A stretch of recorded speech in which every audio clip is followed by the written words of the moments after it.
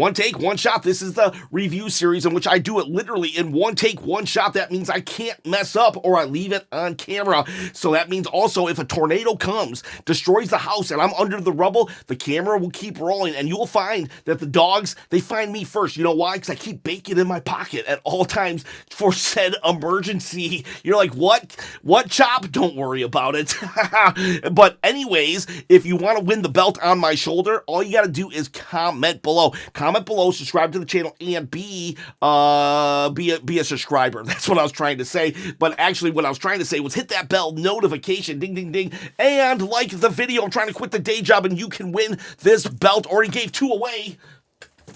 All right, I'm back. Let's talk about this Raw. Spoiler alert. 1, 2, 3, 4, 5, 6, 7, 8, 9, 10 out of 10 chops. This was an amazing Raw. Let me put it this way. If I had a choice between watching WrestleMania 41 and this episode of Raw, I would pick this episode of Raw. I'm not even joking. This was the quintessential Raw after Mania. It was so freaking good.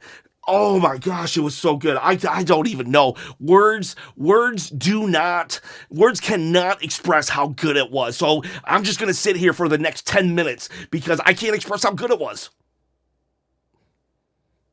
I'm just kidding. I'm going to try to express it, but no, for real, if you have a choice between watching this review or watching that Raw, then go watch the Raw. Leave the video playing though, because if you play it all the way to the end, it helps the engagement.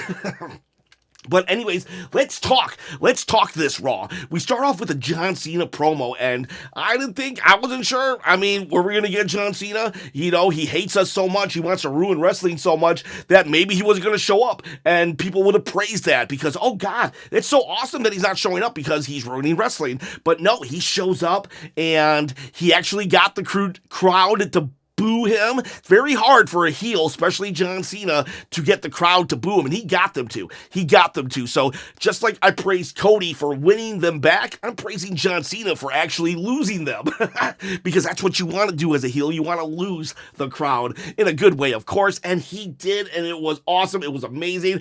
I loved when he mentioned Cody Rhodes, and then everybody's like, they start booing him, and then he calls them out for booing him. I was like, why are you booing him? You're horrible people. And we are horrible people, not gonna lie, we really are.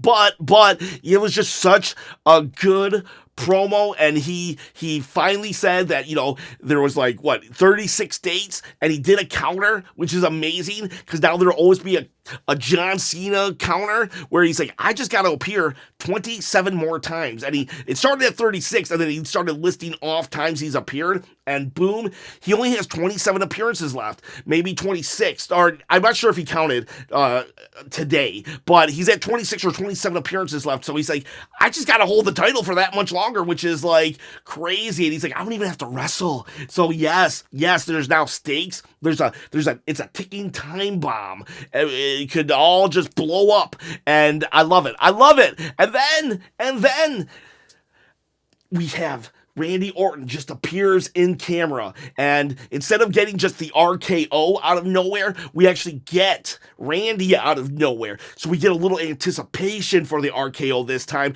and John Cena turns around, RKO, and can you believe it? We live in a timeline in which we get babyface Randy Orton versus heel John Cena. Like, I never would have imagined that 10 years ago. I would have never imagined that in January, to be honest with you. Like, this is going to be insane. Backlash is looking to be amazing. And yeah, so that was just a great segment. John Cena talking and Randy Orton going for it. And I'm really glad that we're going to take some time away from Cody Rhodes. I'm not a Cody hater. I don't think, though, that Cody should just be reinserted. Now, I do want Cody to show up on Friday with some fire, with some heat, But let's just back it up a minute with Cody and just enjoy Randy and John. Then we've got and if we need to figure out what to do, have Drew McIntyre and Cody feud. Drew can be like, I told you so, you moron, you idiot. Like, you should have listened to me. They can feud while Randy and John feuds. Then we have a rematch, Liv and Raquel versus Becky and Lyra Valkyria. And interesting enough, Liv and Raquel basically won clean. And a lot of people were like, why do they do this? I think they just did it to get like a moment, a really good feel-good moment before the main event of WrestleMania 41, because like, you know, it sucked. WrestleMania 41 main event sucked. Now, hey, you know what, though? Some people are going to be like, it sucked, but that's brilliant because that's what John Cena wanted. Or some people are going to be like, it sucked, it's lazy booking, I don't care if that's what John Cena wanted. Whatever camp you fall in, we can all at least agree. We can all just hold hands across the disagreement or the of the conversation and be like, it sucked. Whether you like that it sucked or you don't like that it sucked, yesterday's main event sucked. Unless you're Bishop Marley. He actually liked it. Other than Bishop Marley, though, we all agree it sucked. So they probably just wanted the fans to get a really good feel-good moment of Becky returning, Becky winning the title, and then tonight she loses, they lose, Becky and Lyra, and we get Liv, 4-time champion, with Raquel. Love Raquel, by the way. I'm officially a Raquel fan. She's done a great job since December, but Liv is doing an amazing job as well, and just amazing job. And so they're now tag team champions. I wish they wouldn't have lost just for the sake of the story, but I get it. They wanted a moment on WrestleMania, and so now we're on Raw.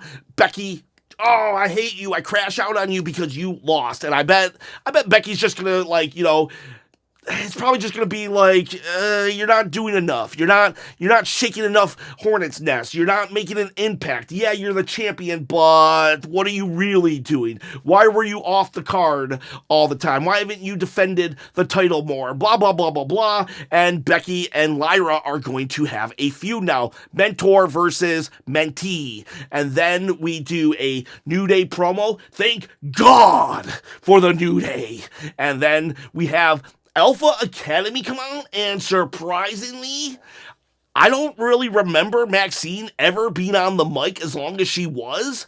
Like, I remember her, like, you know, kind of being really timid with Chad Gable, or maybe said one or two things, but she was acting like an actual manager. And she sounded really good. Like, she presented herself very, very well. She didn't, like, have any catchphrases or anything that memorable, but for a first time as, like, a manager in an actual manager role, it was good. She was a really, really good. So I want to see more of that. I literally want to see more of Maxine on that microphone because it was solid. It was solid. And so now we have the New Day and Alpha Babes, Alpha Academy in the ring, and she did call them the Minutemen because in December, the thing that, like, really fused or, like, blew up the New Day, you know, where they were so mad at each other and then they kicked Big E out, was they lost to the Alpha Academy. It wasn't actually December, it was the last week of November, I think, before War Games. They lost to Tozawa and Otis in, like, a minute. So she called them the Minutemen, and the crowd was like, Minuteman. They were like, don't call us that. But am I recording? Yes, I am recording. Hope I'm recording. But yeah. So then they're about to fight. It looks like they're like, yeah, let's do this. And I was really afraid. I was like, shoot, what if both tag team titles are only a one-day reign? So I was kind of afraid. But then Rusev Day. Well, not Rusev Day, but Rusev. But every day is Rusev Day in my heart. But Rusev comes out.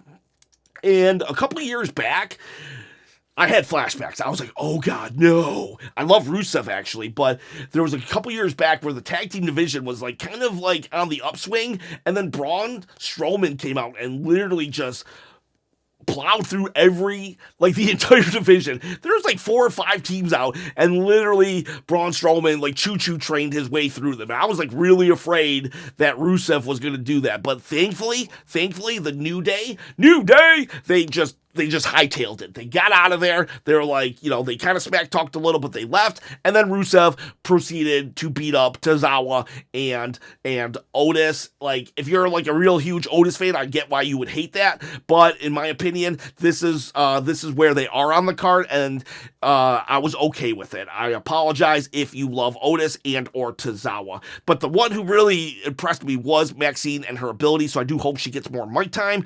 Was great to see the New Day not get beat up, and it was awesome to see Rusev back. Rusev Machina. Then we go to Finn Balor. He does, if anybody's ever goes to Vegas, I think it's legally required that you say what happens in Vegas stays in Vegas. And so, like, he says it, and they talk about, like, last night, but it's like, okay, we're happy, we're okay, whatever happens in the match, happened in the match. And then we go, but, he stares at the belt as Dom turns his head. It's like, we all see the crash out happening, the feud happening, and yet they just keep prolonging it. We're like, when is this going to happen? It has to happen now. It's like, I don't know. But that said, we go then to Io Sky. She comes out, she cuts a promo. I'm like, I'm not the hugest Io fan, but I do really respect her, and she did kind of win me over. It was like, I don't know. The best word I could come up with was, it was endearing. It was endearing seeing her just so happy, so cheerful, and the crowd just behind her. I really did enjoy that. But then Stephanie Fakir came out. Apologize if I'm saying the name wrong, but I'm not the only one. Pat McAfee had a hard time saying it too. But she came out, and it was like, that was a moment. And I was like, are they really about to do this? It very much reminded me, I can't remember what WrestleMania it was, but it was like it was like 29 or 31, 32, and AJ Lee had the Divas title, and Paige came out. And that's what it reminded me. It was like almost a changing of the guard, because Paige and AJ Lee, and I'll say Emma as well, I feel like they were the prototype for the Four Horsewomen, because the Four Horsewomen get very much credited for the Women's Revolution. Four Horsewomen being Charlotte, Becky, Sasha, Bayley. They get credited for the Women's Revolution, while I think though that AJ, Emma, and Paige definitely, they don't get their credit. Well, anyways, so AJ was holding the fort down, and then we had Paige come out and challenge her, and it was like, oh my god, that's the NXT champion. And so that's what we have here. We had Io Sky holding the fort down, kind of like the new guard. Rhea and Bianca are kind of like in the middle ground of the old guard and the new guard, but Io is definitely new guard. And then we had the new guard. Stephanie comes out, and it's like a moment. Then they have a match. They call out a match. For a second, it looked like Adam wasn't going to do it, and the boo, but then he's like, nope, gonna do it. Gonna do it, playa. And then we have a match. It is a banger. It is a great match. This is a match like you do book like this, because sometimes I'll see them book Gunther versus Tozawa, and they just stretch it out as long as possible, and you're like, no way this match should have gone this long. But this match definitely should have gone as long as it did. In fact, it should have went longer, but there was interference. I'm kind of glad there was interference. Normally, I'd be like, don't interfere in a match like this, because it was a masterpiece. But the fact is, I didn't want Stephanie or Io to lose, because both are respective champions. Now, if someone had to lose, I would say Stephanie, because she's the NXT champion on the pecking order. NXT is lower than the women's heavyweight champion. But I feel like Stephanie is just ready for a call-up. I feel Stephanie just went to NXT as like, just to make sure she can acclimate herself to a WWE ring, and she definitely has. So it's like, it's high time that she's just in the main roster. But so I didn't really want her to lose either. That said, we had Roxanne Perez and Julia attack, which I think it was the right call. It was the right call, even though it kind of sucked that this masterpiece, this masterclass, this clinic if you will, was interrupted. But yeah, it was so freaking good. That gets interrupted, and then Rhea comes out. I was actually hoping Rhea would come out as a heel and cost Io the win. That I would have been okay with if Io lost because of Rhea, but other than that, I wasn't okay with anybody losing. But yeah, so Rhea comes out and helps. She scares off or fends off Julia after kind of a tense stare down and Roxanne Perez, and so then Rhea says, I want the title. I want that title.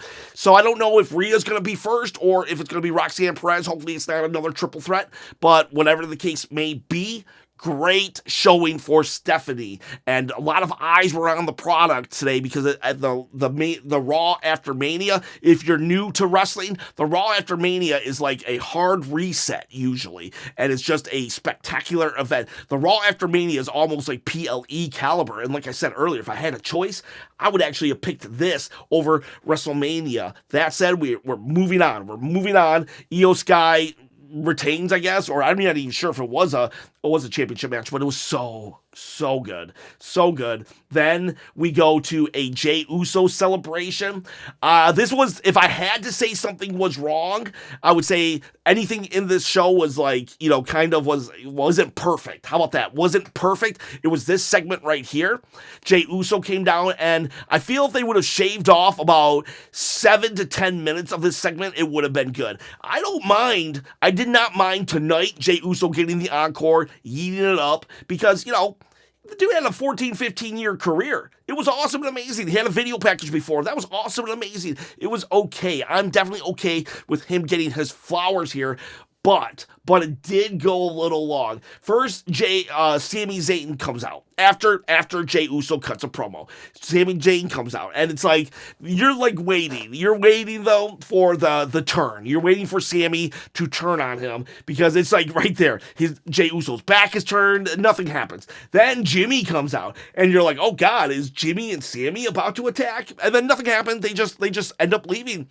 So, good stuff. I was okay with it, but if I could, in a perfect world, I would have shaved off 8 minutes. And speaking of time-wise, this Raw almost went the full 3 hours, so that was kind of unique. Usually it goes 2.5 hours, but it didn't. It went almost 3. Also, I had a thought just now. You know how Bayley got attacked? What if Becky is the one who attacked Bayley, huh? And then Becky suddenly inserted into the tag match, so we could have that. I know they just ran that storyline with Bianca Jade and Naomi. Can't believe I forgot Naomi. She's my second favorite character right now. And but we can do it again. So what? There's no car involved. We could do that again. So back to what happened. So we go to commercial break. Jay just celebrated for like 20-30 minutes, and then we come back, and then it's Gunther. Gunther is yelling at Michael Cole. He's like, blah, blah, blah, blah, blah, blah, blah, blah. I kind of thought we should have left Gunther off TV for a little bit. Maybe. I was thinking actually around SummerSlam, but like I definitely wish they would have left him off TV a month. They could have done this angle in a month, but it was a good angle. Not gonna lie, he's so mad at Michael Cole, and Michael Cole is standing up for himself, and he just puts him in the sleeper hold, and then Pat McAfee goes to defend his friend, and then Gunther just really puts him in the sleeper hold, and everybody's coming in. And what was really cool, and Pat McAfee's like his radio show, all of his like cast was there, so they jumped the barricade, and it's just a very chaotic scene. And Gunther's like, "You got to be impartial," or whatever, say it to my face. It was just really, really good. And then Pat McAfee, he gets points because, like, he's kind of, like, he has to be ushered out, but he's like, I'm good, don't worry, but he's hurt, he's selling it like a champ.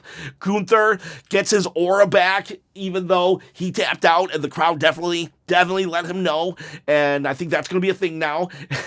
But yeah, he got a lot of his aura back by just attacking announcers. I want Gunther to be a bully. One of my favorite things Gunther ever said was to The Miz, and he said, I don't think you've been bullied enough. I want Gunther to be just the worst bully he can be, and I hope he just starts picking on the weakest people on the roster. Am I a bad person? But anyways, so then then we have a segment. They go back, and Adam Pearce is like, take the night off, Michael Cole, and Michael Cole's like, no, I'm not gonna let someone bully me like that. So he goes out. The fans are like, Michael Cole. They actually had one of their like chants, but I forget the rhythm of it. Michael Cole, something like that. And then Joe Tessitore's there because he's replacing Pat McAfee right now. And some people are going to be like, well, Gunther's the face because he got rid of Pat McAfee. Some people really don't like Pat McAfee. I actually kind of do, but whatever. Sometimes he is annoying. So those two sit down, Joe and Michael Cole. And for the rest of the night, Michael Cole and Joe are going to be kind of like going back and forth about the whole Gunther situation, which is fine, whatever. We have an AJ Styles Karrion Kross promo. Karrion, if you didn't know, Google or YouTube search Karrion Kross promo, post WrestleMania promo. He cut it was like if you ever saw The Miz cut his Talking Smack promo on Daniel Bryan, very much like that. Very good, very awesome, very intense, and it was definitely a coming out party for Killer Kross. And so Kross is talking to AJ saying, how could you, man? You should have did this. And AJ's like, no, I didn't like that guy. I don't like being a heel. I don't like looking at that guy in the face. And Karrion Kross is like, you owed it to us. And AJ's like, I'm done. He walks. Karrion Kross, though, like, yeah, we not done. And so we'll expect to see that. So happy that Karrion Kross and AJ Styles are actually in a feud. I really hope that Karrion Kross, it's upward and onward for that dude. I thought he should have been fired many, many times, and yet now I'm just like, push him. And so then we go to two more things. Dominic Mysterio has a match. We have Finn on the outside. We have Carlito on the outside. So we're all just like, Finn's gonna cost Dominic the title, but no, he doesn't. He actually does try to help, but it gets kind of like convoluted. Penta hits Finn into Dominic or something like that, and but Dominic will ultimately get the pin because JD McDonough returns. JD McDonough is the guy who did the backflip into the announce table, hit his head. We're all like, oh my god, I think he's dead, and from a concussion, but he just continues on, passes out when he gets into the back, and it's not the concussion, but his ribs are cracked and punctured a lung. And I actually did a video on this, so if you want to go back a little bit, just search in my videos JD. I broke down that whole injury, and it's insane. It's insane. Major props to that dude. He is a warrior, and he comes in, interferes, and Penta takes his first loss to dirty Dominic Mysterio, who actually, Dom is usually a heel that only gets really cheap offense, but he was strong. He was booked very strong here. Yes, he cheated, so that does protect Penta, but at the end of the day, he's Penta's first loss, and I know a lot of people are going to be like, they're buried Penta, but no, dude, Dominic is one of the most over guys right now, and he's on a rocket ship. Give the guy victories. So, this was just really, really good. God, I love this Raw, and then it only gets better. The final segment, Seth Rollins comes out with Paul Heyman, and they're about to talk, and then CM Punk comes, and we're like, oh, here's another pull-apart brawl coming, but no, it ends up with CM Punk at the bottom of it, and Seth Rollins standing tall. Like, holy cow, they're about to cut a promo, and then Mr. Roman Reigns, the tribal chief, shows up. I thought this dude would be on Cancun sipping margaritas out or Mai Tais out of a coconut. But no, he's still there. He comes out. They fight. And it looks like we get a Superman punch to Paul Heyman. Paul Heyman's about to get speared. He's about to get speared, but Roman Reigns gets speared by someone in a hoodie. That hoodie, you never know who it is, and it's Bron freaking Breakker. What? Stop the presses, Bron Breakker. I actually, if you go to my live stream, I called it. I was like, if there's a faction, we should put Seth Rollins and Bron Breakker. And I was like, I don't know about a tag team though. I think a tag team's gonna get involved. But yeah, I called Bron Breakker and got it. I got proof.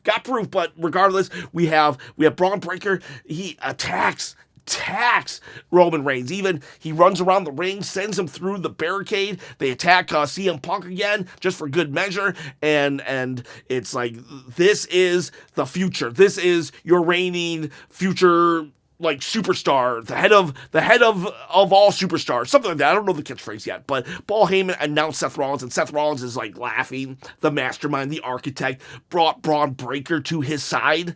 It's like, we got a Seth, Bron Breakker, Paul Heyman trio right now. Oh my gosh, this was so good. We restart everything. This is why I love wrestling. I said this to Daniel Pabu, the person who runs our Twitter. Please go like the Twitter or follow the Twitter if you haven't already. But I said to him, this is what I love about wrestling. So I was very down about the main event of WrestleMania 41. I did not like it. We don't need to defend it. It's so brilliant that he wanted to bore us. And then mission accomplished. I was bored. But I was down on it. I did not like it. And so it's like, oh man, how are we going to do this? And then one day later, all full of hope. It's a hard reset. Everything is hopeful again. Everything is awesome. Just the sky's the limit. That's what wrestling is. You can have a horrible day one day and just everything can go right the next when it comes to the professional world of wrestling. And I absolutely love it. So happy that I am doing wrestling content for you beautiful people out there. Make no mistake about it, I do this for you, and I appreciate you showing up and watching these videos, because otherwise I'm just talking into the air. Hello everybody, hello air. Do you want to listen to me? No, you don't. The air doesn't want to listen to me, and yet you fine people do, so I cannot thank you enough. I am in your debt. I appreciate every single one of you, and that's my one take, one shot of Monday Night Raw. It was amazing and awesome. If you haven't watched it, I highly recommend watching it. It was so good. If I need to criticize Triple H more so we get bangers like this, then I will, but I do want to give him his props. Triple H, great job. Great job writing this Raw. Amazing. Please keep it up. Let's put that foot on the gas. No brakes, coast to coast. You know what I mean? I can't do the Jacob Fatu thing, but that's close to the I can do. Anyways, boys, girls, have yourselves a good night. We'll do hot takes tomorrow. See ya, bye.